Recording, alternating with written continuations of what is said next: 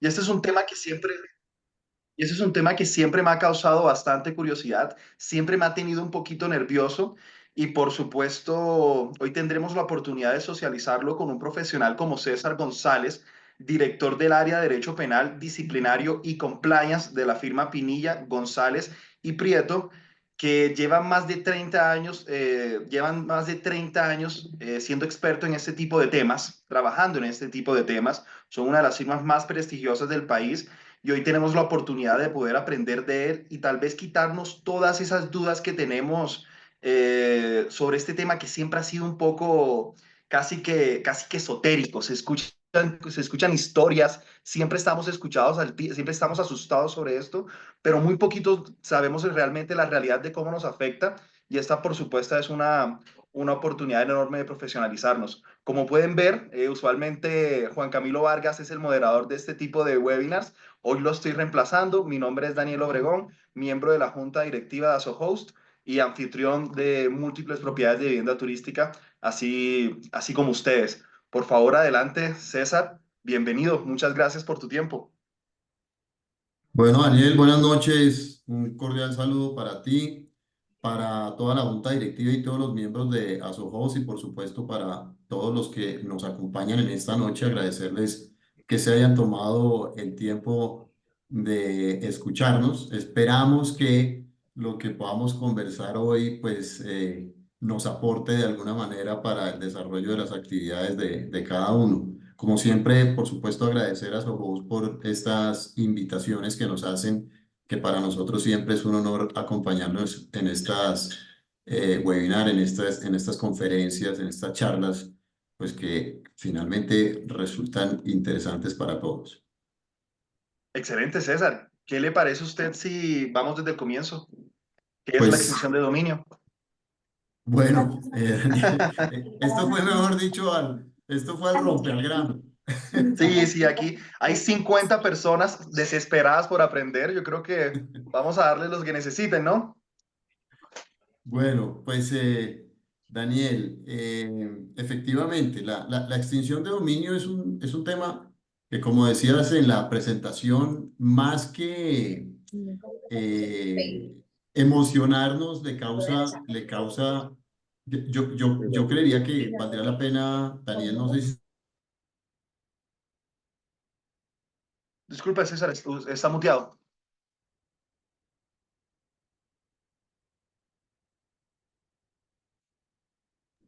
Ya, listo, Ok. estaba muteado yo, listo, ok.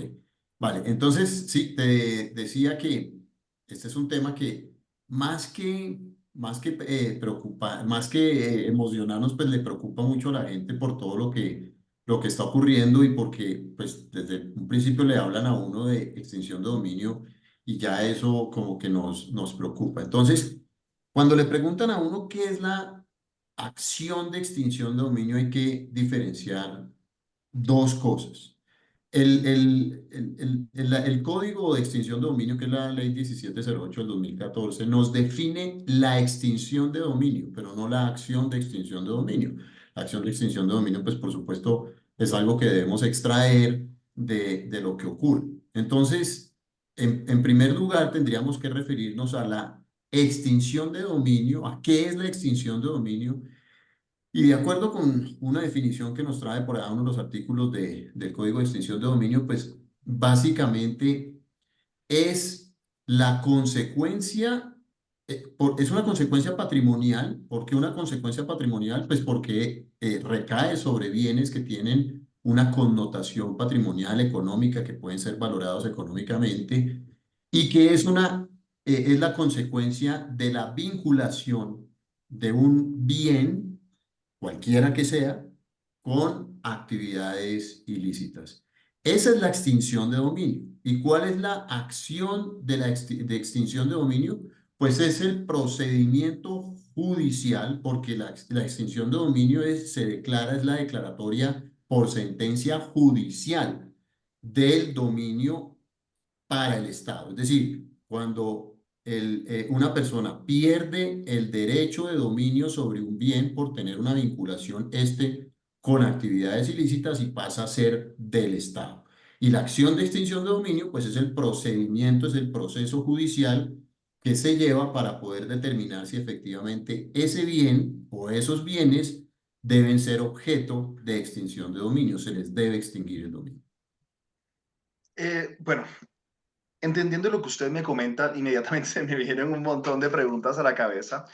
Una de estas es, nosotros como operadores entendemos que siempre estamos expuestos a sanciones al momento de no cumplir las normas, ya sea desde un punto de vista tributario, ya sea desde un punto de vista simplemente de Migración Colombia o de todos los requisitos que tenemos que cumplir como personas que estamos involucradas en este tipo de actividades.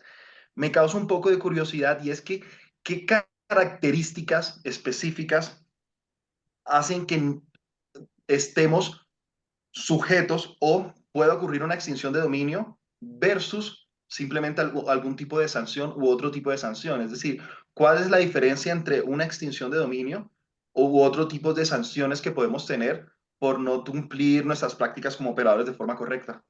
¿Por qué se da la extinción de dominio? Tal vez sería la pregunta de una mejor manera.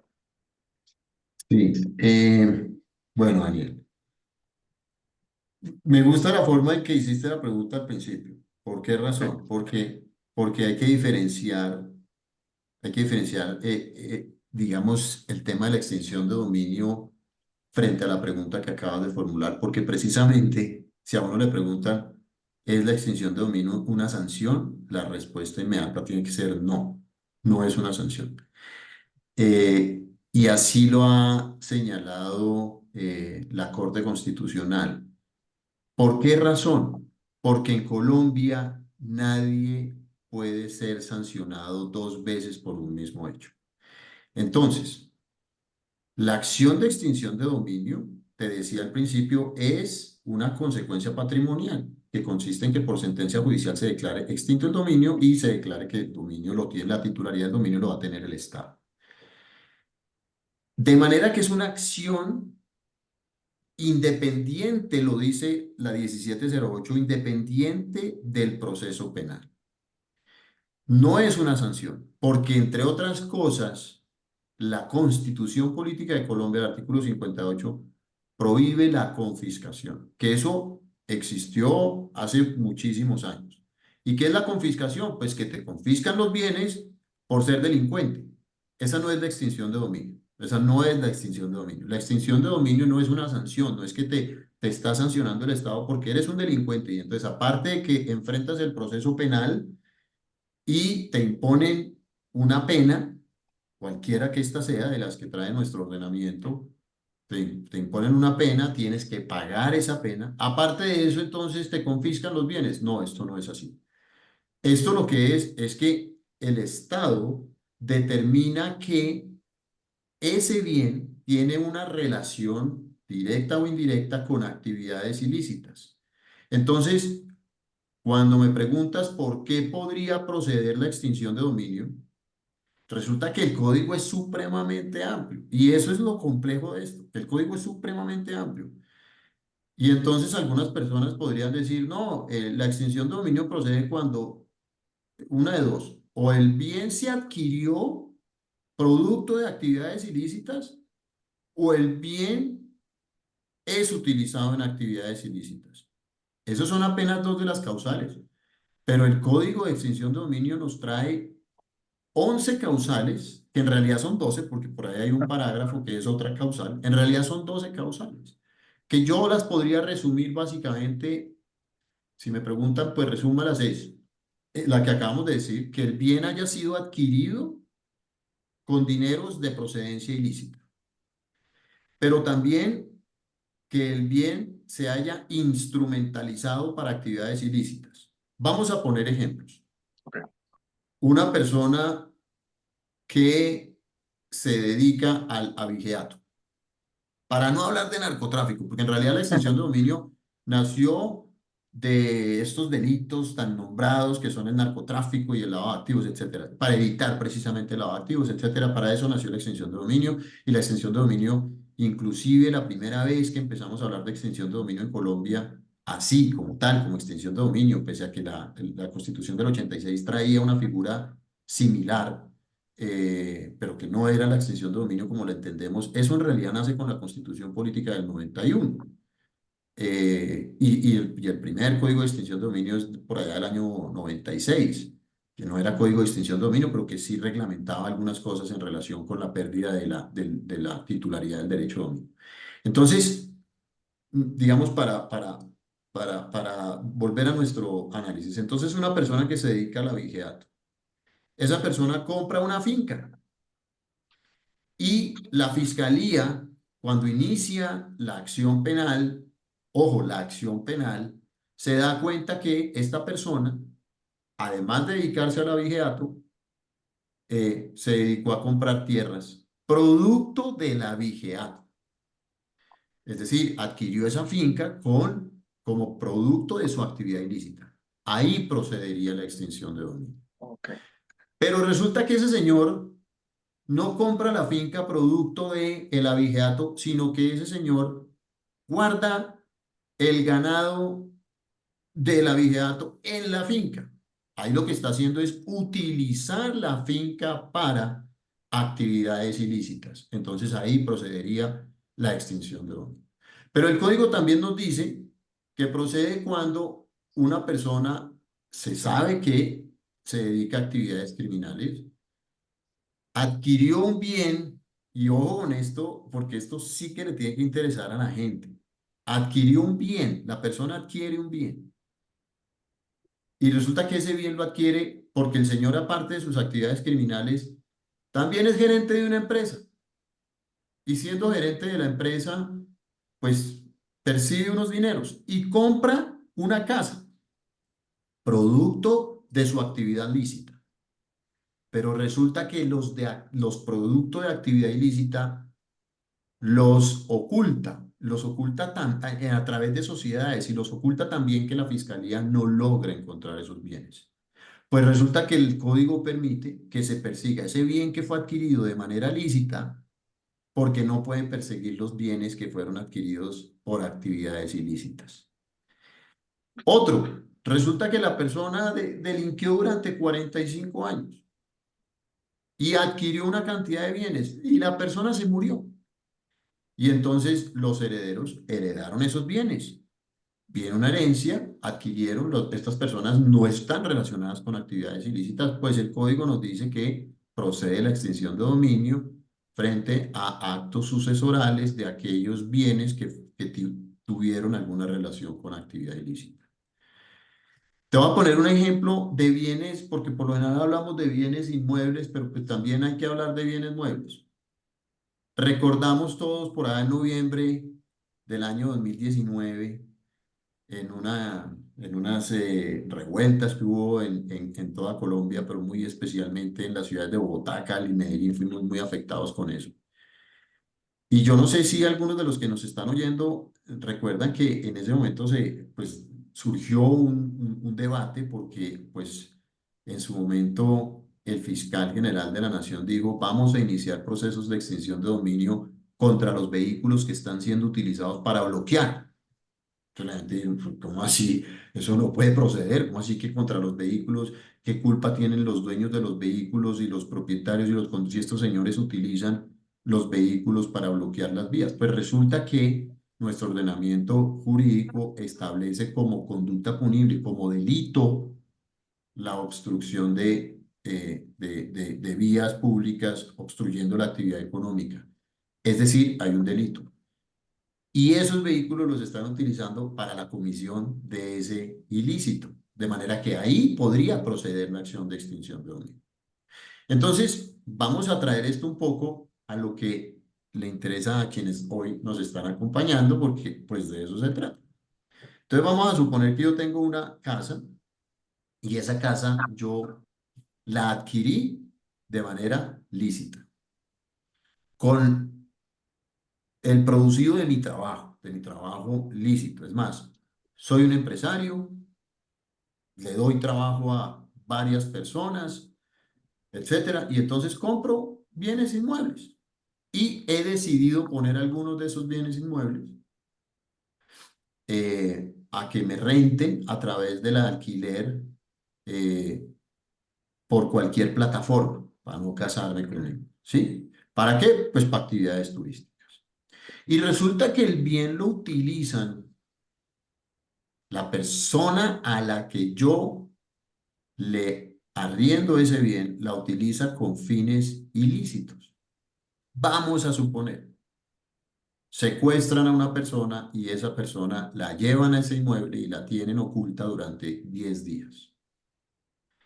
Entonces, resulta que hay una actividad directa de la actividad ilícita con ese bien. ¿Tiene que ver el propietario con esa actividad ilícita? La respuesta es no. Sin embargo, de acuerdo con el ordenamiento jurídico, ¿podría proceder la extinción de dominio?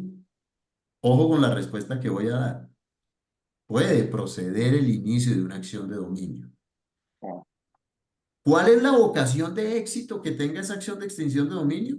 ¿Cuál puede ser el éxito de la fiscalía al pretender la extinción de dominio sobre ese bien?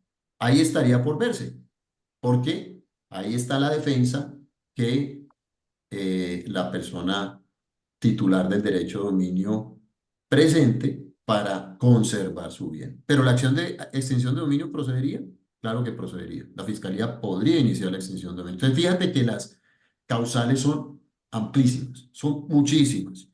Casi que por cualquier circunstancia. De hecho, el mismo código dice, no solamente por actividades ilícitas, sino aquellas que atenten contra la moral. Ahora, frente a ese concepto de que atenten contra la moral, ya la Corte Constitucional también, perdón, la Corte Suprema de Justicia nos ha dicho, no, ese concepto de que atente contra la moral en realidad es lo que en Colombia ha sido tipificado como delito. Digamos, como para que no nos confundamos. Eso realmente es un tema bastante espeso. Les recuerdo a todas las personas que se acaban de conectar o que se fueron conectando mientras el doctor hablaba o nos explicaba sobre el tema. Van a poder acceder a este webinar luego a través del canal de YouTube o se va a publicar a través de distintos medios para que no se pierdan ningún minuto de esta conversación. Me causa una curiosidad, y es que el hecho de que, en cierta forma, es bastante general cuando puede iniciar este tipo de procesos. Es decir, cuando se adquiera el bien o el activo de una forma ilícita, ignoremos esa por un segundo. Asumamos que todos los que estamos aquí solo adquirimos nuestras propiedades de formas lícitas, pero que se utilice ese activo o ese inmueble para que se haya cometido un delito dentro de ese inmueble. ¿Hay distinción entre los delitos? ¿Distintos delitos se tratan de forma distinta? ¿O pues ya eso se empieza a ver caso a caso? Es decir, es lo mismo, por ejemplo, el ejemplo que usted dio, un secuestro, algo bastante catastrófico, o venta de narcóticos o sustancias psicoactivas dentro de la propiedad. ¿Hay distinción entre los delitos o todos se ven con la misma lupa? ¿Todos se ven desde la misma óptica? Pues Daniel, en estricto sentido, todos se ven con la misma lupa. Actividad ilícita, relación con el bien, procede la extinción de dominio. Pero por supuesto que hay delitos que efectivamente causan mucha sensación y lo que no quiere el Estado es dejar que en cabeza de aquellas personas que están afectando significativamente a la sociedad por actividades criminales conserven sus bienes. Pero mira, eh, yo represento a varios afectados en diversos procesos de extinción de dominio. Y para que te des cuenta, por ejemplo, uno de ellos que a mí me ha causado muchísimo impacto por la pregunta que tú generas, el tipo de delito. Entonces uno diría narcotráfico, extorsión, secuestro, terrorismo, ¿sí? Uno iría contra esos bienes. Pero resulta que una de esas personas que nosotros representamos eh, simple y llanamente arrendó un local y llevaba 3 años en arriendo el local y el arrendatario decidió eh, almacenar ahí una mercancía. Algún día llegó la POLFA, la Policía Fiscal y Aduanera, y le pidió a esta persona los reportes de introducción de esa mercancía a Colombia, encontró que no las tenía e inmediatamente inició el proceso de extinción de dominio por estar vinculado el bien con una actividad ilícita que es el contrabando. Entonces, en realidad, de verdad, no hay una diferenciación en materia, digamos, hablando objetivamente, no hay una diferenciación. Procede de igual manera por cualquier delito, pero realmente esos delitos que, como tú los denominas catastróficos, que digamos que son aquellos que tienen una relevancia social, pues por supuesto que el Estado va a hacer un mayor énfasis para tratar de extinguir el dominio de bienes relacionados con esas actividades. Ok. Viendo los comentarios de los participantes, tal vez un ejemplo específico, si le puedo hacer, yo supongo que no hay alguna verdad absoluta en este tipo de circunstancias, este, pero en un caso, por ejemplo, como aterrizado nuestra actividad, si yo tengo una propiedad, es más, si te puedo hacer dos preguntas, por favor, aprovechando el momento. Si yo tengo una propiedad que se dedica a la actividad de vivienda turística, me las rentan por cualquier plataforma, directamente, etcétera. Y mientras el huésped está utilizando la propiedad, la utiliza, bueno, de hecho ahí se me extiende otra pregunta inmediatamente. Dentro de la propiedad comete un delito. Ahí hay una problemática. Me imagino que sí aplica para iniciar el proceso. Y ahí entra la defensa y todo eso. Creo que hablaríamos, pero me gustaría aclarar eso. Me rentaron mi propiedad, cometieron un delito dentro de la propiedad. Solamente aplica, además, como extendiendo un poco esa pregunta, si cometen el delito dentro de la propiedad o si el huésped que me rentó comete un delito en general estando hospedándose en la propiedad, aunque no haya sido directamente en la propiedad. Bueno, voy a responder la primera pregunta. Ok, Voy a responder la primera pregunta para irnos a la segunda, pero efectivamente, digamos que tener la verdad absoluta aquí es muy complejo. Pero la primera pregunta es, yo tengo el bien, lo arriendo, sea de manera permanente, sea de manera temporal. ¿Sí? Lo arriendo, lo pongo a disposición de un tercero para que lo use. Eso es en realidad lo que yo estoy haciendo. Lo pongo a un tercero para que ese tercero lo use. Ese tercero comete el ilícito, la primera pregunta es, ¿ese tercero comete el ilícito en el inmueble? Fíjate que es el ejemplo clarísimo del que te di el contrabando. así es. Hay otro relacionado que también representamos nosotros con un delito sexual. No fue cometido por el titular del derecho de dominio del bien, fue cometido por un tercero. En los dos casos que te estoy dando son casos que conozco. Ok, Se inició la acción de extinción de dominio. ¿Sí? La defensa nuestra, y ahí es donde está entonces, ¿qué ocurre? Daniel, aquí hay que diferenciar entre una cosa. Es decir, frente a la pregunta es, ¿podría proceder la extinción de dominio? La respuesta es sí. La acción, por eso yo quiero dejar en esta webinar muy clara la diferenciación entre la acción de extinción de dominio y la extinción de dominio. Porque la acción de extinción de dominio es el proceso, es cuando la fiscalía decide iniciar un proceso de extinción de dominio, una acción. Entonces ahí hay una fase inicial. Entonces en esa fase inicial la fiscalía inicia la indagación para que las personas que están del otro lado me entiendan, porque es que esto es un tema muy complejo para tratar de, estoy tratando de ponerlo en palabras sencillas. Entonces, en palabras sencillas, digamos, en el proceso penal, cuando una persona, vamos a suponer que se presenta una denuncia, César González presenta una denuncia en contra de Daniel por hurto. Voy a la fiscalía y digo, el señor Daniel me hurtó mi computador. Entonces, formulo esa denuncia. La fiscalía tiene que iniciar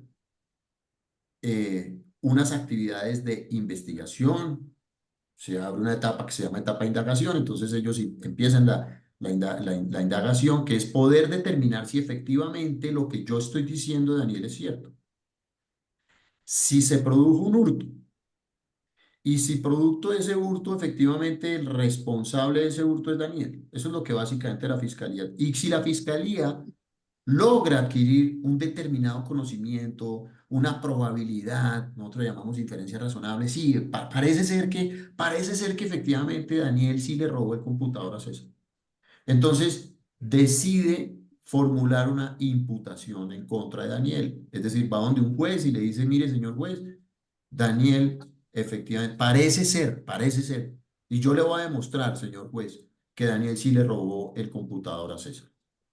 Y entonces arranca un proceso ya en la etapa que se llama etapa de juzgamiento, y entonces son unas etapas, no sé qué, y al final el juez dice, sí, Daniel se robó el computador, va a la cárcel. O no, Daniel no fue el que se robó el computador, no va a la cárcel.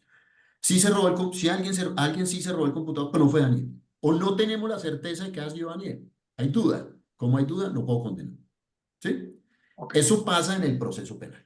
Ahora, el proceso de extinción de dominio es muy parecido, muy parecido. ¿Por qué razón? Porque arranca una etapa que se llama la etapa inicial. Entonces, hay una formulación de una denuncia. Vamos a suponer, en el caso en que eh, creo que habías dado algún ejemplo, bueno, no. Pongamos cualquier ejemplo. Volvamos al tema del secuestrado. Entonces, resulta que alguien denuncia, van y efectivamente encuentran que allá está el secuestrado. Entonces la fiscalía, ojo, la fiscalía inicia el proceso penal por secuestro en contra de unas personas. ¿En contra de quiénes? De las personas que aparentemente cometieron el delito. ¿Sí? Claro. Ahora, en el proceso de extinción de dominio, una fiscalía distinta, que es una fiscalía especializada de extinción de dominio, inicia lo que se llama la fase inicial, que en proceso penal es lo mismo, indagación. Empieza unas labores de investigación y dice definitivamente, yo creo que ese lugar, pues es muy fácil saberlo, ese lugar está relacionado con el delito de extorsión, perdón, de secuestro. Está relacionado. Pues a ver, si ahí encontraron al secuestrado. Fíjate, el proceso penal no ha terminado, no ha culminado. Eh, es más, vamos a suponer que la persona que fue encontrada, te voy a poner este ejemplo, la persona que fue encontrada con el secuestrado ahí, hubo un intercambio de disparos y la persona recibió un disparo. Empieza el proceso penal en contra de esa persona la llevan al hospital y a los 6 meses se muere. ¿Qué pasa con el proceso penal? El proceso penal se extingue. ¿Por qué? Por una de las razones de extinción del proceso penal y es que muerte del procesado. Murió el Ok. procesado. Pues a ver, ¿a quién van a meter a la cárcel si ya se murió? El proceso de extinción de dominio sigue. No importa el curso que ha cogido el proceso penal, el proceso de extinción de dominio continúa. ¿Continúa contra quién? Contra el titular del derecho de dominio. Digo contra el titular, lo pongo entre comillas. ¿Por qué razón? Porque el titular del derecho de dominio adquiere la calidad de afectado, dice el proceso. Él es el afectado. Pues claro que es el afectado porque a él es al que le van a extinguir el proceso. ¿Quién se tiene que defender? ¿El que cometió el delito? No, se tiene que defender el dueño del predio, que es a quien le van a extinguir el dominio. Entonces, frente a eso, Daniel, eh, pues ahí es donde empieza la demostración del titular del derecho de dominio de que no debería proceder la extinción de dominio por varias razones que, pues, por supuesto, eh, quienes defendemos estos procesos sabemos cómo impulsar una defensa como esa. Pero, ¿podría iniciarse el proceso de extinción de dominio? Claro que sí, aún no habiendo proceso penal. Es más, aún habiendo absolución en el proceso penal, el proceso de Wow. extinción de dominio podría continuar. ¿Por qué razón? Porque resulta que la fiscalía no logró demostrarle al juez penal, no logró demostrarle que Pepito había cometido el delito. Wow. Tremenda contradicción, Pero, ¿no? tremenda contradicción, pero en cambio el fiscal de extinción de dominio más hábil sí logra demostrarle al juez que en ese predio se cometió el delito. ¿Sí ves la diferenciación? Claro. Claro, Entonces, una situación puede tener varios procesos al tiempo, pero para aclarar en cierta forma el tema, lo que logré ah, entender. Ah, bueno. Perdóname, Daniel, que Adelante. es que acabo de ver que Juliet preguntó, bueno, pero usted le hicieron dos preguntas y no respondió la segunda. Sí, tiene razón, Juliet, no respondí la segunda porque se me olvidó. Sí, tiene razón. ¿Qué pasa si el delito se comete afuera? Pues ahí va a ser muy difícil que inicie la acción de extinción. Ahí sí va a ser difícil que inicie la acción de extinción de dominio. Es decir, si la persona es un criminal, vamos a suponer, es una persona dedicada a la trata de blancas y esa persona te renta a ti un apartamento, ¿sí? Esa persona tiene la forma en que esa persona comete los delitos, no tiene absolutamente ninguna relación con el inmueble porque allí no lleva a las personas, porque allí no lleva a las menores, por ejemplo, porque allí no se presta para ese tipo de actividades non santas, no, lo hace afuera, en un bar, y recluta a las niñas, no sé si la palabra de será reclutar a las niñas porque horrible, pero bueno, haga lo que haga, o sea, digamos que somete a las niñas en otros lugares distintos. ¿Para qué utiliza la vivienda? Para ir a dormir. Para ir a dormir. Va a ser muy difícil que se inicie la acción de extinción de dominio y si la llega a iniciar, pues lo más seguro es que la declaren improcedente, porque ahí sí va a ser absolutamente complejo demostrar un vínculo entre el inmueble, entre el bien y la actividad ilícita. Ok. Ok, a no ser lo que usted comentaba ahorita, que hubiese una inferencia razonable, ¿es así? ¿Una duda Sí, de es que la inferencia es razonable. La verdad es que hablen es un término muy técnico en el derecho penal, que es el grado de conocimiento que se necesita para imputarle un delito, para Ok, formular una imputación en contra de una persona. ok. Entonces es muy poco probable, simplemente pues estaba cometiendo delitos en otro lado, le prestamos un servicio de hospedaje, no teníamos forma de saber que estaba cometiendo delitos en otro lado, en cierta forma es muy difícil probar nuestra responsabilidad. Esto Correcto. me lleva un poco a mi siguiente pregunta, o tal vez más que pregunta, es una conclusión para ir de pronto a cómo prevenirlo, pero la conclusión, la forma en la que yo la veo es, si tenemos una exposición real a que una persona, un delincuente, cometa un delito en nuestra propiedad. En el momento que una persona cometa un delito en nuestra propiedad, podemos estar expuestos a un proceso. Eso no implica que el resultado del proceso esté escrito en piedra y que efectivamente vamos a perder nuestro activo. Solo implica que posiblemente pueda haber un proceso. Entonces, en cierta forma, esa es la conclusión. Sí estamos expuestos, pero no significa que la conclusión sea, pues ya ahí entra a ver un caso, ¿no? Un proceso a desarrollar y a concluir, pero no sabemos cuál es específicamente la conclusión. Esto lo digo con el fin de llevar a la siguiente pregunta. Ok, como operadores o propietarios tenemos esa exposición, es una realidad, tenemos esa exposición. ¿Cómo podemos uno, hay una lógica que yo supongo y es prevenir que sucedan delitos en nuestra propiedad? ¿Sí? Esa es como yo sentiría que esa es la primera forma de mitigación de riesgos, ya sea que tenga recepción, seguridad, etcétera. Pero mis medidas de mitigación de riesgo fallaron. Sucedió un delito dentro de mi propiedad. En ese momento, ¿cómo debería yo proceder para defenderme o simplemente que el proceso siga siga su camino correcto o apropiado? Bueno, Daniel, esa pregunta es bien interesante porque resulta ser muy concluyente. Ok. Pero yo quisiera, y te la voy a responder, o sea, la voy a poner en paréntesis, la voy a dejar ahí, en remojo. Porque antes de responderte eso, fíjate que tú pasaste y dijiste, nuestras medidas de mitigación de riesgos fallaron, se materializó el riesgo. Yo lo primero que debería decir, y tengo que decirle a quienes están acá, es que tenemos que tratar de que los riesgos no se materialicen. Es decir, tenemos que adelantar las acciones conducentes a mitigar los riesgos. Y entonces, fíjate que, por supuesto, las personas que están acá están más expuestas que cualquier otro ciudadano. Es decir, yo no tengo esa actividad de rentar bienes a través de plataformas ni para fines turísticos, etcétera. ¿Sí? Tengo un apartamento que arriendo. tengo un apartamento en arriendo.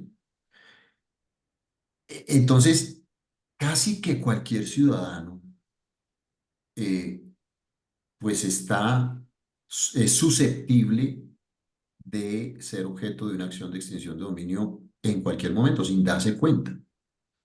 Por esa razón, hay que implementar medidas tendientes a mitigar esos riesgos. Y las medidas tendientes a mitigar esos riesgos, ¿por qué te digo que es importante implementarlas? Porque eso es lo que te va a permitir una defensa efectiva en el proceso.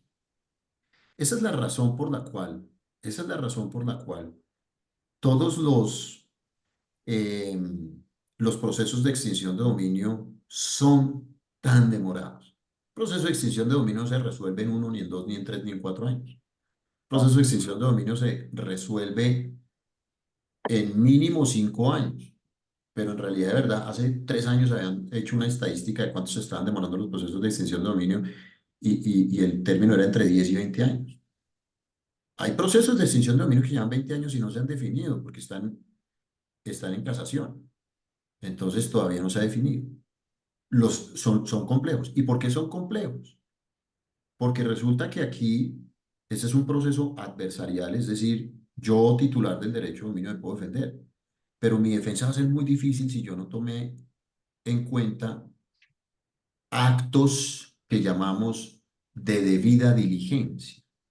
La debida diligencia es la que me va a permitir mañana demostrarle al juez que no debería proceder la acción de extinción de dominio sobre mi bien. ¿Cuáles son esos actos de debida diligencia? Pues si yo arriendo, yo tengo que tener unos elementos, por lo menos eh, lo más elemental para tratar de determinar quién es la persona que va a arrendar. Poder tener el conocimiento de saber, por ejemplo, que su nombre y cédula coincidan. Es lo mínimo. Es lo mínimo que yo le podría exigir a los dueños de una plataforma a través de la cual yo rento. O si lo hago directamente con mayor razón. De hacerlo a través de entidades especializadas y no ponérselo a cualquier tercero. Ah, es que este señor es muy hábil para los negocios, entonces yo se lo voy a poner a él para que él arriende, para que él lo ofrezca. Eso es poner en riesgo mi predio. Yo lo pongo en cabeza de personas que son especializadas en estos temas. Y eso será mecanismos de defensa. Yo trato de, si es a un término más lejano, pues yo trato de determinar efectivamente, por lo menos de revisar si esa persona tiene algún tipo de antecedentes, etcétera, ¿sí? Para poder determinar efectivamente si el bien, si la persona que va a ocupar podría eventualmente utilizar mi bien para actos criminales o para actividades no santas. Eh, yo trataría de indagar, por ejemplo, en el vecindario si esas personas les han alquilado. Yo trataría de revisar el contrato que yo tengo con esa plataforma o con el que sea para tratar de buscar una indemnidad en el sentido de esa persona tendrá que responder frente a eventuales riesgos de carácter patrimonial. Es decir, eh, igual que ocurre, seguramente tú vas a exigir, alguien tiene que pagar si me rompen los vidrios o si me dañan los muebles, etcétera. En iguales circunstancias, deberían plantearse cláusulas en las cuales esa persona lleve también la responsabilidad o pueda ser llamado responsablemente como tercero civilmente responsable frente a un eventual proceso por detrimento patrimonial o yo pueda trasladarle el detrimento patrimonial que voy a sufrir si es que se extingue el dominio de esa persona. Sí, los mecanismos para mitigar los riesgos son lo que denominamos debida diligencia. Eso es parte del trabajo que nosotros, entre otras cosas, hacemos. Si yo voy y ojo que tú decías, yo creo que todos los que estamos acá hemos comprado los bienes de manera lícita. Seguramente sí. Pero la pregunta es, ¿cuántos de los que estamos acá hemos hecho un adecuado estudio de títulos de la cadena de tradición e investigado las personas que están en la cadena de tradición? porque es que resulta que el proceso de extinción de dominio tiene una característica particularísima que no lo tiene ningún otro proceso, y es que es imprescriptible, es intemporal. ¿Qué significa eso? Que pudo haberse obtenido con dineros ilícitos antes del 2014, es decir, antes de que se profiriera el Código de Extinción de Dominio. Y aún así, la Fiscalía hoy podría iniciar un proceso de extinción de dominio y probablemente ese bien ya ha pasado por 4 dueños distintos. Es más, probablemente ese bien hoy, como nos ha pasado, está en una fiducia para un desarrollo urbanístico, pues procede la extinción de dominio, porque resulta que hace 23 años el titular del derecho de dominio fue un reconocido narcotraficante y yo no tuve la diligencia de fijarme que en la cadena de tradición estaba ese señor. Y resulta que ahora, también digo, el hecho de que un señor hace 20 años que era narcotraficante hubiera sido dueño de ese bien por 4 años, implica que jamás nadie podrá adquirir ese bien porque podrá ser objeto de extinción de dominio. La respuesta es no. La respuesta es no. ¿Por qué? Porque habría que ver, por ejemplo, si durante el lapso en el que el delincuente, en que el narcotraficante delinquió, es el mismo lapso en el que adquirió el bien. En fin, una serie de cosas que uno tendría que analizar para poderse defender en el proceso de extinción de dominio. Pero es importante hacer un estudio de títulos de la cadena de tradición e indagar quiénes son esas personas, porque resulta que si yo indagué, yo revisé, verifiqué antecedentes, revisé en las bases de datos públicas, verifiqué que no estuviera incurso en listas restrictivas ni vinculantes ninguna de las personas en la cadena de tradición y no me arrojó nada. Y resulta que después la fiscalía inicia una extinción de dominio. Hombre, a nadie se le puede exigir lo imposible. Yo cumplí hasta donde pude, pero de ahí en adelante ya era imposible. Entonces tengo con qué defenderme. Todas estas cosas que te acabo de decir responden a la segunda pregunta: ¿cómo me defiendo frente a un proceso? Por eso es que te dije que no podía responderte la segunda pregunta sin responderte la primera. Porque es que si no llevamos a cabo actos de debida diligencia, difícilmente voy a poder defenderme en un proceso de extinción de dominio. Claro, entiendo. Entonces, de cierta forma, la lógica es que la debida diligencia es un proceso, se realiza previamente a que el proceso empiece. Es decir, cuando el proceso, si algún momento estamos sometidos a ese tipo de procesos o nos encontramos que nuestra propiedad está en este tipo de procesos, nuestra, nuestra responsabilidad para evitar que el riesgo fuese significativamente mayor la debimos haber, es decir, tenemos que prever que esto es una realidad y desde el momento incluso de antes de empezar la actividad, estamos hablando desde que ni siquiera tenemos el activo, desde ese momento ya debemos estar pensando en hacer la debida diligencia, hacer las cosas de forma correcta para en caso tal de que suceda este tipo de procesos, tengamos con qué argumentar nuestra defensa, poder defendernos. Hicimos lo humanamente posible para evitar que se cometiera un delito en nuestra propiedad o directamente adquirimos una propiedad que alguno de sus anteriores propietarios la adquirió de forma ilícita. Entonces es muy interesante verlo de esa manera, porque en cierta forma cuando ya inició el proceso ya no hay nada que hacer. Lo que tenías, bueno, habrá muchas cosas para hacer, pero en cierta Claro, forma la gran mayoría de tus herramientas las tienes previo a que suceda cualquier cosa. claro. De acuerdo. Es decir, bien, bien, bien por esa conclusión que acabas de dar. Yo, el proceso de extinción de dominio, se armó la guerra. Tengo que ir a la guerra. ¿Con qué me voy a la guerra? Con armas. ¿Dónde debía haber conseguido las armas para ir a la guerra? Antes de que la guerra se formara. Claro. ¿Sí? Si la guerra se arma porque definitivamente pues ya hubo algo que se salió de control, pero yo voy a tener elementos con que defenderme dentro del proceso. Si yo no he ejercido los actos de debida diligencia, me voy a poder defender, porque de eso se trata los procesos adversariales, de eso se trata, de podernos defender, pero va a ser más difícil porque no voy a poder mostrarle. Entonces, en esto inclusive hay una sentencia muy importante por allá del año 2020, en el que la Corte Constitucional manifestó y dijo cuál es la diferencia, y aquí tengo que tratar un tema técnico también, la diferencia entre la buena fe simple, que es la que se presume constitucionalmente en cualquier acto jurídico. Cuando tú celebras un contrato de compraventa, se presume la buena fe. Tú adquieres el bien, se presume la buena fe. Entonces, la buena fe se presume en todos los actos que yo realizo. Pero para los procesos de extinción de dominio se exige una buena fe cualificada o exenta de culpa. Así la ha denominado la Corte. ¿Qué significa eso? Que yo debo probar mi debida diligencia. La buena fe simple no se prueba, se presume.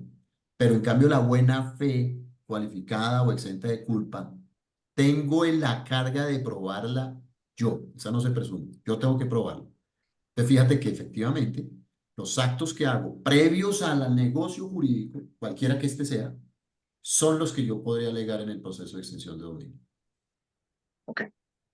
Tiene tal vez ejemplos claros para nosotros como personas que nos dedicamos a la vivienda turística de acciones de debida diligencia como mínimos que debería tener. Usted mencionó de verificar que el huésped que se está hospedando sea el mismo del documento que nos entregaron, ¿sabes? Pero puede extender un poco esa lógica y tal vez compartirnos un poco más de ejemplos o de actos de debida diligencia que podríamos tener, o no ni siquiera podríamos tener, deberíamos tener. Mira, yo te voy a poner un ejemplo clarísimo en esto. Voy a ser atrevido en esto que voy a decir, pero pues que es un acto de diligencia que la gente tiene que conocer. ¿Por qué te decía eso? Porque resulta que a ti te pueden presentar una cédula, ¿sí? Pueden decir, mire, yo me llamo César Augusto González Garavito, cédula de ciudadanía tal. Y ahí está. Lo mínimo que yo hago con esa cédula es entrar a la página de la Policía Nacional, Antecedentes Judiciales, que es una página pública, y meto el número de cédula. Y resulta que me dice, el señor Daniel Obregón no tiene antecedentes. Espera un momentito. El número de cédula no coincide con el nombre. Aquí hay algo raro. Claro. ¿Sí?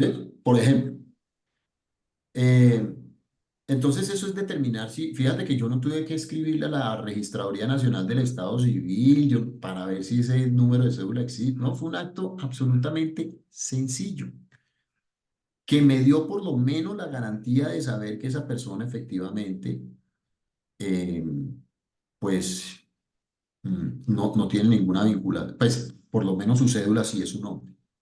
Ahora, yo puedo saber si la persona está vinculada o no a procesos judiciales, por ejemplo. ¿Por qué? Porque los procesos judiciales son públicos. Los que son privados son las indagaciones penales. Entonces, las indagaciones, pues, yo no las podré conocer porque, pues, eso sí es privado, es reservado. De hecho, los procesos de extinción de dominio durante la etapa previa son también de carácter reservado. Si tú le preguntas a la fiscalía, oiga, yo necesito saber si este bien está en curso dentro de un proceso de extinción de dominio, te va a decir qué pena, pero yo no le puedo decir eso. Pero si tú vas a adquirir un bien, por ejemplo, pues yo le preguntaría un bien de una persona que de pronto como que, uy, venga, esta persona como que he oído comentarios, etcétera. Pues yo cojo y meto ese bien y le digo al Centro de Servicios Judiciales de extinción de dominio, dígame si este bien está incurso en algún proceso. Ellos lo meten en una base de datos y te dice, no, ¿por qué? Porque es público, porque está en etapa judicial. En etapa previa, te insisto, no te van a dar la información, pero en etapa judicial sí. Para poner algunos de los ejemplos. Em, Oiga, yo periódicamente visito el predio, como para tratar de saber si las cosas están bien. Yo le pregunto a los vecinos, oiga, venga, usted ha visto, pues la verdad es que yo ahí lo que veo es que hacen unas parrandas tenaces en la noche y venga, aquí alguna cosa puede estar ocurriendo. Todas esas cosas las vas a poder utilizar más adelante en el proceso porque hiciste hasta donde podías. Pero ya entrar al predio a saber lo que el señor está haciendo dentro de, pues no puedes, no puedes. Eso no te lo podrán exigir. Pero todas las otras actividades, eh, sí. Viendo las preguntas, como creo que voy a tratar de, ahorita que se cumplan las 8 hacerle de pronto una serie de preguntas rápidas, para tratar de responder la mayor cantidad de dudas.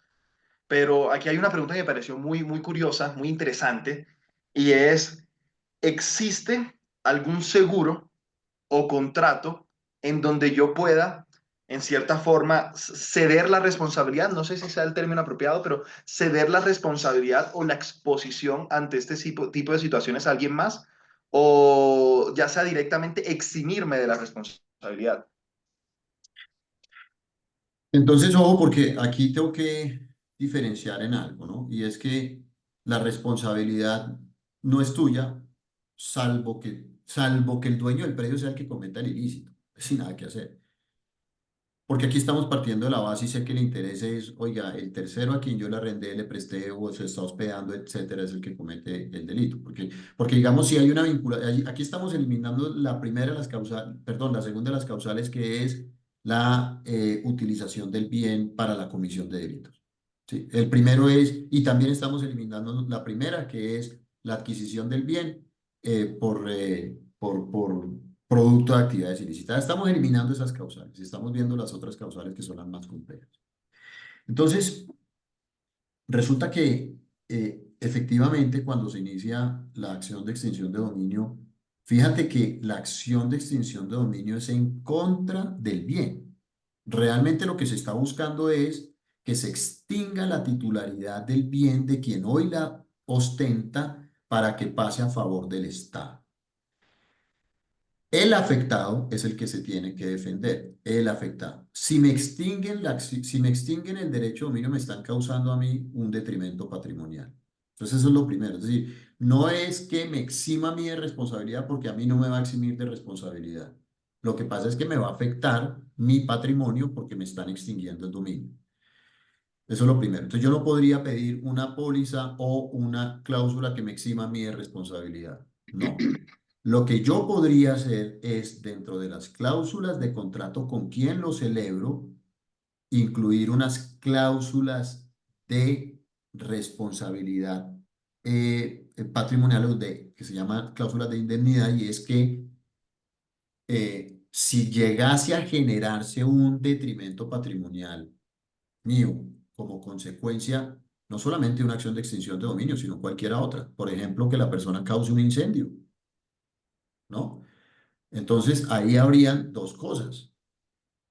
La póliza que me cubra de esos daños y que podría eventualmente, pero aquí tengo que ser absolutamente honesto, yo no sé si exista una póliza y no creo que exista una póliza que te cubra en caso de extinción del dominio. Yo no lo creo, no creo que exista esa póliza.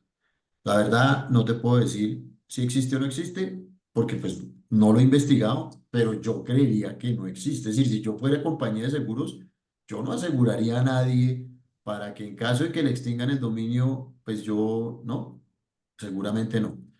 Pero sí podría eventualmente es exigir a través de cláusulas en los contratos de arrendamiento, en los contratos de alquiler, etcétera, ese tipo de cláusulas en las que, bueno, y clarísimas, ahora que lo recuerdo, clarísimas, no pueden faltar en esas cláusulas la exigencia de que, número uno, el pago que estoy recibiendo, producto de ese arrendamiento, es lícito, proviene de dineros lícitos.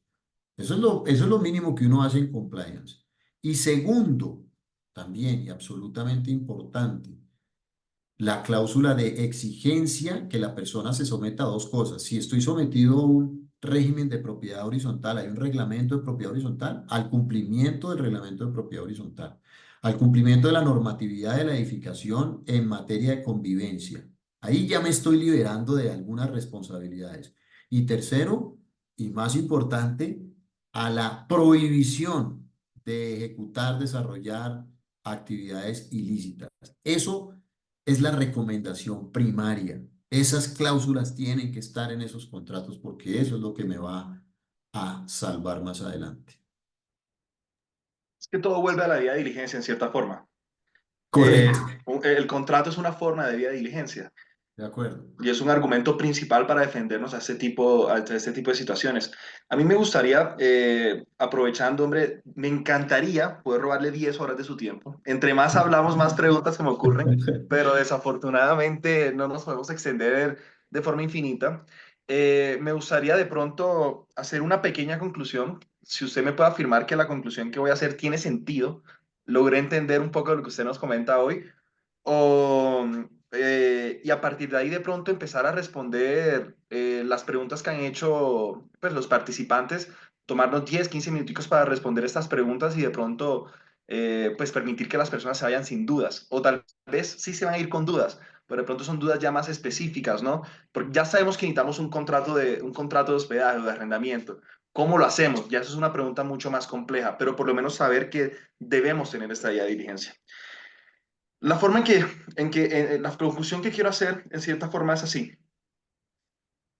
Estamos expuestos ante la posibilidad de que nos inicien este tipo de procesos, simplemente por la actividad en la que nos encontramos y no es ajeno a nuestra actividad. Realmente, por el hecho de tener un activo o de participar en la compra de un activo, ya te estás exponiendo a que esto suceda. Para evitar que estos Vale. procesos siquiera empiecen o en el momento en el que empiecen tengas las armas para defenderte, ya es tu decisión si vas con unas piedras o vas bien armado, es hacer debida diligencia. La debida diligencia es una palabra bastante general, pero en cierta forma es actos de prevención de riesgo para que no se suceda, para no participar en ningún tipo de transacción ilícita o que suceda algún acto ilícito dentro de tu propiedad. Que inicie un proceso no significa que vayas a perder tu propiedad, asumiendo que tengas la debida diligencia apropiada. Aunque es una redundancia, la debida diligencia en sí. Entonces, eso es un poco un mensaje coherente para todas las personas que nos están escuchando que hacen parte de la actividad de la vivienda turística. Para mí, yo pondría 10 en esa conclusión. Pondría Claro. 10 en esa. Perfecto, fantástico.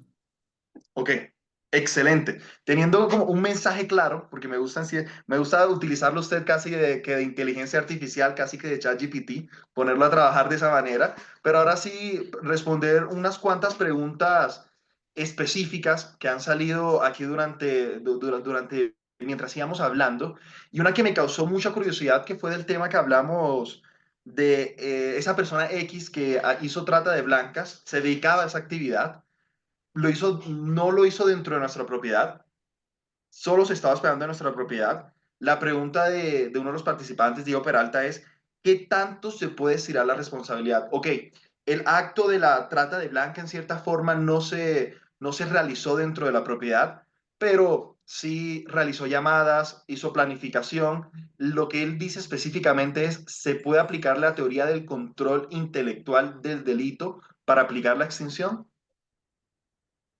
Esa pregunta me la formuló un abogado. Así es, así es. De derecho comercial, nos comentó Diego. Bueno, mira, para que opere la acción de extinción de dominio, las causales son absolutamente objetivas. Y no se nos puede olvidar que frente ojo, porque yo dije digamos, la extinción de dominio no es una sanción. Por lo tanto, no estamos aquí frente a un derecho sancionatorio. Esto no es derecho sancionatorio. El derecho sancionatorio es reglado. Yo no puedo interpretar normas. Es taxativo. No obstante, las causales sí son taxativas. Entonces, el artículo 16 del Código de Extinción de Dominio, de la 1708, el artículo 16, yo les decía, nos trae 11 causales. Y dentro de esas causales, la causal de la que estamos hablando es aquella que dice que se ha utilizado el bien para la comisión de delitos. Entonces, que la fiscalía pudiera hilar tan delgado y decir, es que los actos previos a la comisión del delito, a la ejecución del delito, se llevaron a cabo en ese predio. Eso efectivamente es hilar absolutamente delgado y es posible que un fiscal se aventure a pedir la extinción de dominio de ese predio por esa circunstancia. Pero que un juez de extinción de dominio se la decrete, lo veo muy, muy difícil. ¿Por qué razón? Porque no existió la materialización del delito allí. Entonces, para ir un poco más allá de lo que estamos hablando, vamos a suponer que estamos hablando, por ejemplo, de un delito mucho más allá, un delito que sí requiere, por ejemplo, no de unos actos previos, sino de unos actos concomitantes. Por ejemplo, la llamada extorsiva. Entonces, desde ese inmueble realizaba llamadas extorsivas. La materialización de la extorsión se cometió en otro lugar. Tipo dijo, entonces si usted no me paga, no sé qué, entonces tendrá tal consecuencia. ¿Dónde hizo eso? En tu apartamento. Y salió y la materialización del delito se cometió en un hotel. En el hotel le entregó la plata. Y al señor lo capturan. Fíjate una diferencia. El hecho de que el señor llamó desde el apartamento no es la instrumentalización del bien para la comisión del delito. Lo que se requiere es que el bien sea instrumentalizado para cometer el delito, no que se lleven a cabo actos previos ni necesarios, no, es la materialización de la conducta punible en el inmueble o a través del bien, que sí podrían extinguirle el dominio si se desgastara la fiscalía haciéndolo, pues que eso no lo va a hacer porque pues ahí sencillamente procede el comiso, pero suponiendo, digamos como para irme mucho más allá, pues del teléfono. Ese sí fue el que se instrumentalizó para cometer el delito, ¿sí? Ese sí fue el que se instrumentalizó, pero ahí la vivienda va a ser muy difícil que pueda extinguirse el dominio por lo que te estoy diciendo, porque no es la materialización de la conducta punible en el predio. Excelente, espero que eso haya resuelto tus dudas, Diego. Pero tiene mucho sentido, porque es que ese mismo argumento se podría extender infinitamente. No, es que en el apartamento, en la propiedad soñó la estrategia que iba a utilizar. Entonces Claro, sería infinito, entonces no hay claro, suficiente fiscalía para tanto, claro, para tanto. de Me acuerdo. parece muy lógico y afortunadamente es así de lógico. Nos pregunta Alba. ¿Qué pasa mientras se resuelve el proceso? Entendemos que es un proceso muy demorado. No es uno, no dos, no es tres. Son años, incluso posiblemente décadas para resolver este tipo de procesos. ¿Qué sucede mientras el apartamento se puede seguir utilizando o la propiedad se puede seguir utilizando? ¿Pasa a ser de nadie? ¿Qué sucede en ese caso específicamente? Desde mi punto de vista, me sucedió a mí, estoy en este proceso. ¿Y qué hago? ¿Qué pasa con mi propiedad? ¿La puedo utilizar? ¿No? ¿La puedo rentar? ¿Qué puedo hacer? Qué buena pregunta, qué buena pregunta. Bueno, en el proceso de extinción de dominio proceden medidas cautelares, igual que en un proceso ejecutivo, igual que en un proceso ordinario. Bueno, más allá que un proceso ordinario, porque los procesos verbales declarativos hay medidas cautelares que no proceden, que en el proceso de extinción de dominio sí. ¿Cuál, por ejemplo? El embargo y el secuestro. Entonces depende, porque si la fiscalía tiene unos elementos, digamos, para ella, ¿no? No significa que lo sea, pero si para la fiscalía hay elementos de juicio suficientes para decir, oiga, hay que extinguir el derecho de dominio de este bien y hay que empezar por quitarle la administración del bien al titular, ya lo puede hacer. Y entonces la misma fiscalía, y eso es lo delicado de esto, la misma fiscalía puede imponer medidas cautelares.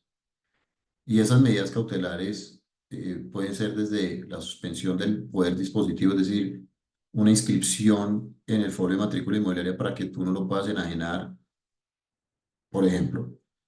Pero también podría ser el embargo, puede ser el secuestro. Si es el embargo, pues el embargo sencillamente lo que va a ocurrir es que tú no lo vas a poder vender mientras el proceso está en curso. Pero si es el secuestro, pierdes además la administración del bien. Y el proceso es clarísimo. Si procede el secuestro, ahora la fiscalía pues tendrá que probar o tendrá que sustentar por qué razón es importante el secuestro, por qué es importante quitar desde ya el bien. La fiscalía puede ordenar el secuestro y quién lo administra, el Frisco. El Frisco, pues, administra el bien, puede poner una cosa ahí, una figura que se llama un administrador provisional, que la gente siempre habla de la SAE, entonces la SAE, no, pues la SAE es uno de los administradores provisionales o puede ser administrador definitivo, pues no es otra cosa más que un administrador. Es decir, es ponerle el bien a un administrador para que ese administrador, es decir, si se va a arrendar, lo arrienda es el administrador provisional. Si es un bien que produce, porque por ejemplo, vamos a suponer no sé, es un camión. El camión lo puede poner a producir el Frisco y son dineros que va a recibir el Frisco. Pero ojo, esas medidas cautelares, contra todas esas medidas cautelares procede el control de legalidad. Y ese control de legalidad lo va a ejercer un juez distinto al juez que conoce el proceso de extinción de dominio. Es un juez distinto. Más o menos los que, si alguno alguna vez ha visto un proceso penal, pues sabe que hay dos tipos de jueces, los jueces de control de garantías y los jueces de conocimiento. Más o menos aquí es algo parecido. Entonces ese juez, que es un juez de extinción de dominio, solamente va a conocer de la medida cautelar y va a decir, sí, señor, la medida cautelar es legal, es necesaria, es proporcional a la comisión del delito, etcétera. Es decir, hay unas características para que el juez pueda determinar si es viable que se imponga la medida cautelar. O de pronto no. De pronto dice el juez, no señor, esa es una medida demasiado invasiva para los elementos que tiene la fiscalía. Devuélvale el bien. Y entonces, eso sí, mientras está en curso la resolución del control de legalidad, que esa sí es rápida, esa sí se resuelve relativamente rápido mientras está en curso el control de legalidad de la medida cautelar, pues tú no tienes la administración del bien, si fue el secuestro, por ejemplo. Pero cuando termina la medida cautelar, te devuelven el bien y la ley ordena que te devuelvan el bien con todos los frutos dejados de percibir. Ahora, si la medida cautelar, el control de legalidad dijo, no, señor, la medida procede y en consecuencia pierdes la administración del bien. Y después de 10 años se declara improcedente el proceso de extinción de dominio, es decir, no se extingue el dominio y se ordena la devolución del bien, te tienen que devolver el bien con el usufructo, con lo que obtuvo, con lo que ganó el Frisco con ocasión de la administración, deduciendo, por supuesto, y tendrá que demostrarlo, pues lo que tuvo que invertir para el mantenimiento, para la conservación, para el pago de impuestos, para el pago de servicios, etc. El resto tendrá que devolverlo. Ok, es decir, en cierta forma, cada caso se revisa de forma individual y dependemos mucho del criterio del juez con respecto a este Así tipo de es, situaciones. así es. De Ok, acuerdo. tenemos las últimas tres preguntas para no quitarle mucho más tiempo, pero no quiero dejar a nadie como colgado o con la duda pendiente, pero no podemos responder más de las últimas tres. Viene una siguiente pregunta de Gustavo y él nos hace esta pregunta. Cuando alguien me solicita una estadía en la casa y Airbnb dice identificación verificada, ¿eso de qué sirve? ¿En qué me ayuda? Extiende la pregunta un poco y pregunta, ¿a los huéspedes de estancias cortas se les puede solicitar que envíen copias de los documentos de identificación? Bueno, no solo se puede, es obligatorio, ¿no? Pero usted es el profesional aquí, usted nos va a responder, por favor. Sí, claro. Es obligatorio porque pues, lo acabas de mencionar por varias razones. Y una de ellas es precisamente porque eso es una medida para poder determinar que el bien no está siendo utilizado con fines non santos. Pues por supuesto, pero ojo, eso tiene que estar acompañado para quien hizo la pregunta. Por esa razón nosotros, y por eso es tan importante el compliance y por eso es tan importante la debida diligencia y por eso es tan importante, porque de eso se trata el compliance, de implementar medidas para evitar, para mitigar los riesgos de carácter judicial. Entonces, por eso es importante también tener un consentimiento informado con esa persona acerca del tratamiento de datos. Yo sí le puedo pedir la cédula y yo puedo corroborar la información, pero es importante que la persona acepte de manera expresa el tratamiento de datos para no violar, digamos, la ley de tratamiento de datos también. Si la persona no consiente la ley el uso de los datos, recordemos que el uso de los datos es para los fines míos, para los fines propios de mi actividad. Si no lo consiente, pues sencillamente esa persona no le podré arrendar mi bien. ¿De qué me va a servir? A quien formuló la pregunta. Eso no va a ser una prueba contundente, no, pero va a ser lo que yo decía es, oiga, ese es el elemento más básico que hay. Empecemos por ahí, por saber si la persona sí efectivamente es el titular de ese número de cédula. Es lo básico, es lo mínimo que yo puedo hacer. No es que eso me vaya a salvarla, pero si yo voy a defenderme en un proceso de extinción de dominio y me dicen, oiga, ¿usted sí sabía quién era el que tenía el billón? No, no tenía ni idea. Yo no tengo ni idea quién era el huésped. ¿Cómo me va a defender?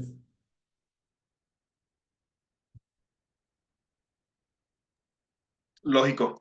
Igual, Gustavo, si quieres expandir más un poco en los requisitos que tenemos como operadores de vivienda turística o para participar en la actividad de vivienda turística, en la página de AsoHost hay unos excelentes artículos al respecto donde puedes iterar y aprender mucho más sobre este tema porque pues ya eso es otro monstruo de conversación y nos demoraríamos Sí, dos ese es horas. otro, Se, es otro se come monstruo, distinto, tal se cual. cocina distinto, pero hay bastante contenido en Internet para aprender al respecto, pero sí tenemos muchas responsabilidades, no muchas, pero tenemos responsabilidades como operadores de vivienda turística y vale mucho la pena informarnos al respecto.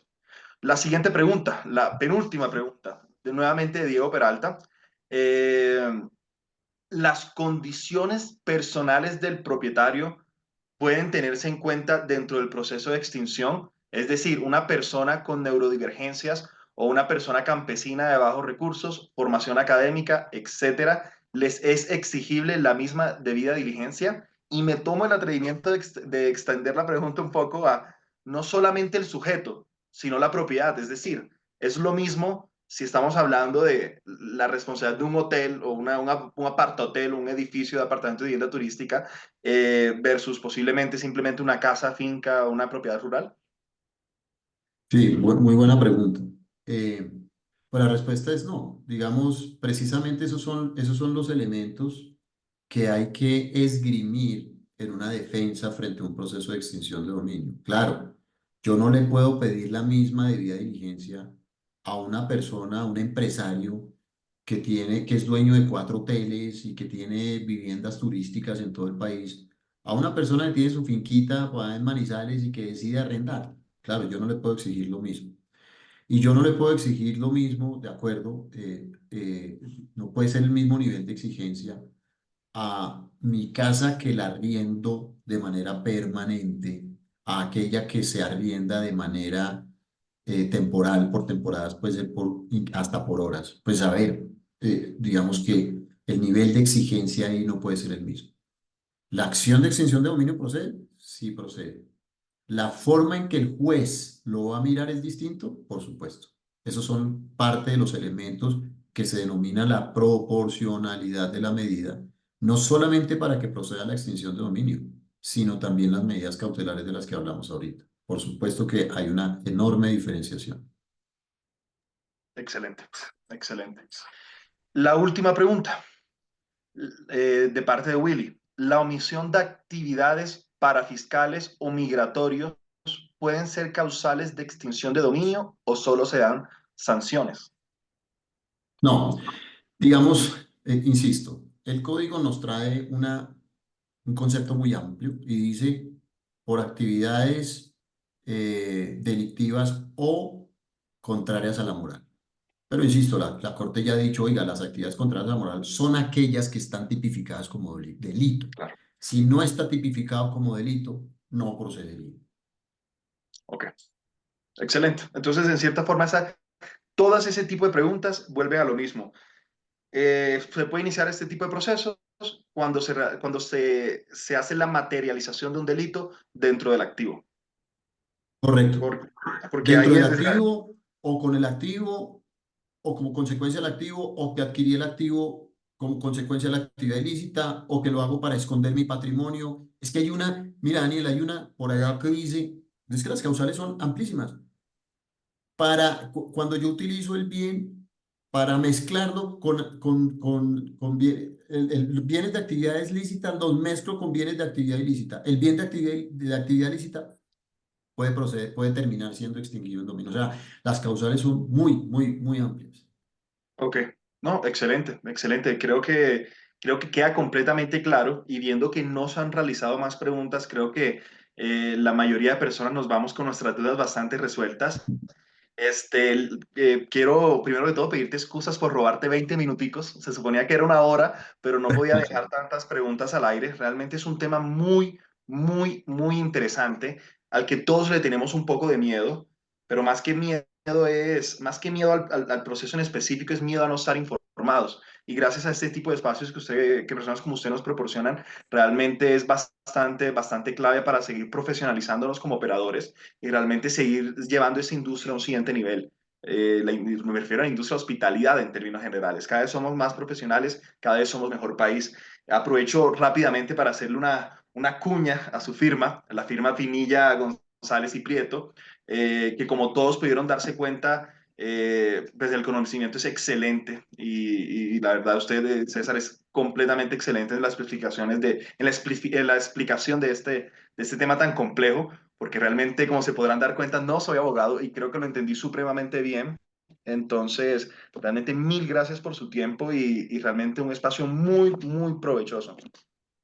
Con todo el gusto y pues nada, muchas gracias por la invitación nuevamente y siempre a sus órdenes. No dejen de visitar nuestra página web www.pinillagonzalezyprietoabogados.com y pues por supuesto ahí podremos solucionar cualquier interrogante y estamos pues para servirles cuando necesiten. Gracias Daniel nuevamente a Sojos por la invitación. Bueno, ahí traté de escribir el link en el chat, pero bueno, de igual forma, Sí, más o menos. bueno, ok, perdón. Entonces, Pinilla González y Prieto, Pinilla abogados.com. González y Prieto Abogados. Ok, perfecto. Entonces, cualquier tipo de duda, si quieren profundizar este tema, ya saben dónde buscar. Perdóname, la web en realidad no es Pinilla González y Prieto, es pgpabogados.com. Eh, PGP. PGP en la Perfecto, mayoría de las redes, y así estamos en las redes, PGP. perfecto. PGP. Entonces, no, mil gracias, doctor, y mil gracias por su tiempo. Muchísimas Bueno, gracias que y estén muy bien. Feliz espero poder noche. conversar con usted prontamente. Sí, señor. Éxitos. Nos vemos. Chao.